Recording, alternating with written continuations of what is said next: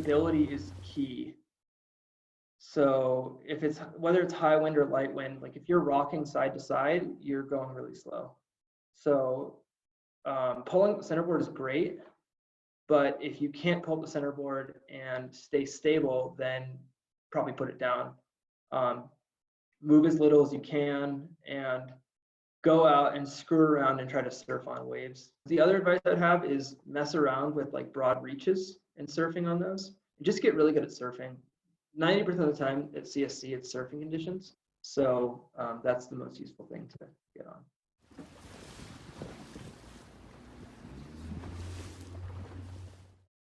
Classic question. Usually it's really obvious. Like on the JY, it's not that much faster to reach than to wing. So the fact that you're going a longer course is usually not worth it. Unless there's like way more wind on one side of the course, then like speed over there, grab that wind and then head down. Or maybe, you know, drive back. But like if somebody set a race course like right on the edge of the like novice area, I would go out on a broad reach out to the waves, ride down it, and then jibe back. But most other times I wouldn't.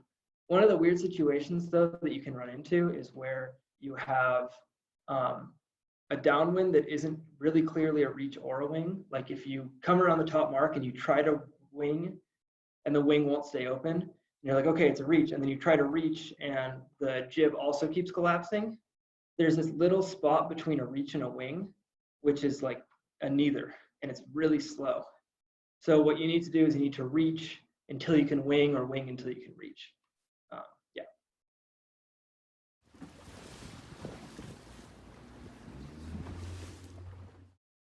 So wing is like wing on wing, where the jib and the mainsail are on opposite sides, and reaching is like a broad reach where they're on the same side, and you're sailing a low angle. So you can reach all the way down. Like if you're on a broad reach, you can keep going down, down, down, down, and then eventually your jib will collapse. And that's usually your sign that you're on a wing, but there's this little spot in between where like it hasn't quite fully collapsed yet, but it's also not, it's not holding strong. And that's really crucial to have a good crew that can tell you, like, you know, I'm always asking my crew when I'm in there, like, do I have pressure? Do I have pressure? Because they'll feel it on their hand, the jib will get really light.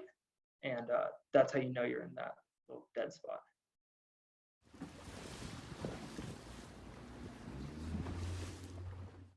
That's actually a really good point, because it's not necessarily obvious.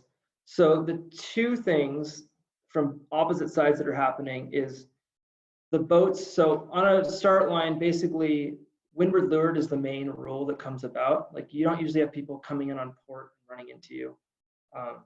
So windward leeward is the main problem. And on a start line, anyone to the right of you is windward of you, and anyone to the left of you is leeward of you. They're all on starboard, which usually are.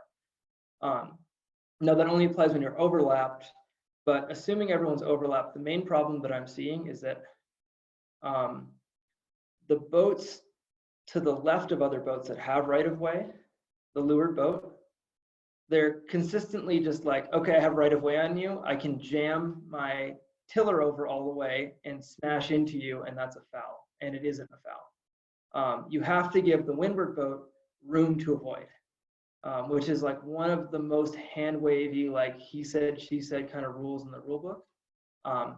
But you have to, basically what needs to happen is the boat needs to be able to see what you're doing. You can't tell them like, hey, I'm going to steer into you. It doesn't apply until you've actually started steering into them. So once you've started steering into a boat, from that moment, they have to have time to react to you and get out of the way. So yeah, I see that happening a lot. So if you're the leeward boat, like you really can't just jam into somebody just because they're to the windward side of you. And you don't really need to either, because they're not the boat that's going to give you problems. It's the leeward boat that, you know, you want to maintain your leeward hull.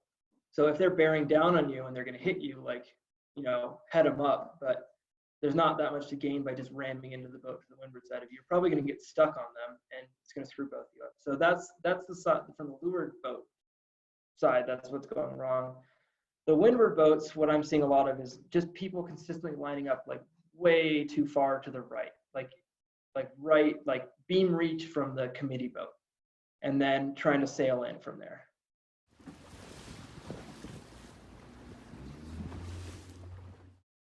Yeah, discipline start, totally. I've talked about this to some other racers, but the discipline start, if you look at those like Harvard and Stanford boats, they're not really tacking, they're slow sailing. So they get, like, the way that I always try to think about it is from the position that you are, if it's a 15-second sail to the line at full speed, you should be there 30 seconds.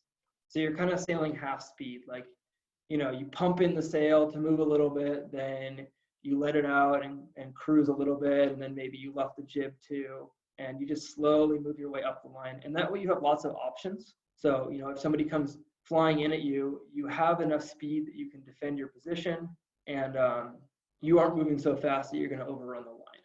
So that's the discipline start. So what you're looking for in the discipline start is that you've picked a spot on the starting line that you want to be at 0, and you're always twice the time away from that there is left on the clock. Or no, you're always half the time away that's left on the clock. So if there's a minute left on the clock, you're 30-second sail away from that point. 30 seconds, then you're 15 seconds. 20 seconds, then you're 10 seconds. And then you're going.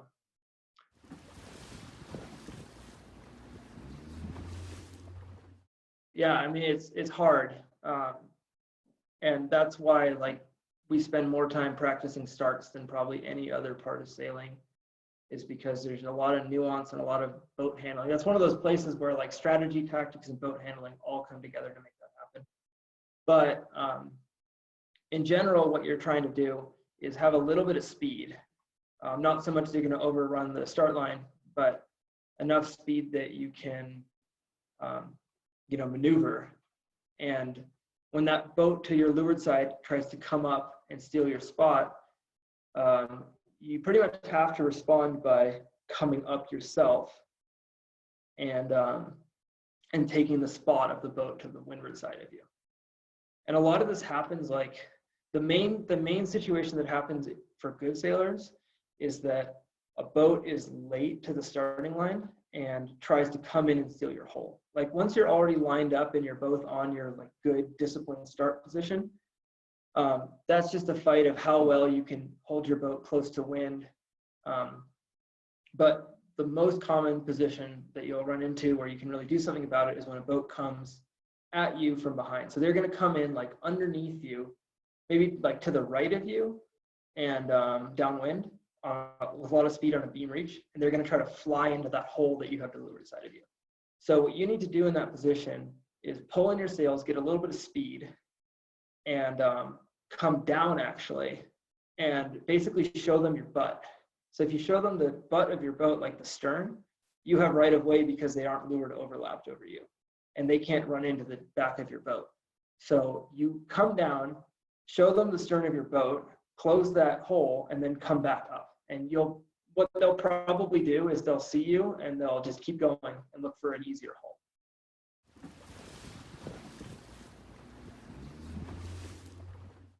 Upwind boat sailing, everybody is sailing way too low of an angle for the JY. The JY actually sails a pretty tight angle, definitely tighter than the Quest. It has like an 85-degree tacking angle, which means, like, it tacks a little bit tighter than like a 90-degree angle that you'd expect from a boat. So a lot of people are over tacking, like they're tacking and they're heading too low, and then they're just staying going that way. So yeah, really, like, go out, sail along upwind, like a long upwind, like go down to as low as you can go before the day leader yells at you, get on close haul and sail it all the way out on starboard tack, and, you know, see how high of an angle you can hold without going slowly. And that's the angle that JY likes to sail at. Now, you can't just, like, go from luffing on the start line to that angle. You've got to get your speed up and then slowly head up and up and up to get there. But always be trying to push that angle a little bit higher.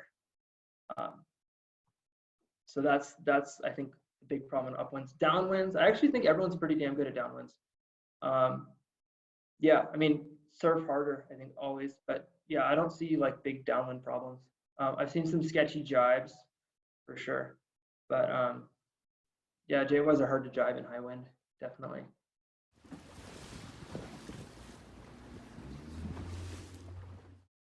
You got to start hauling the tiller the right way. And you got to start doing it the next time you go out and sail, and you got to start teaching the beginners to sail it. Like, it's just the only way to do basically every maneuver that you do on the boat. And it's so much more efficient for trimming, and it just makes everything work better. The skiff sailors, like they sail with that position because they have to on the skiff, because the tiller is so big.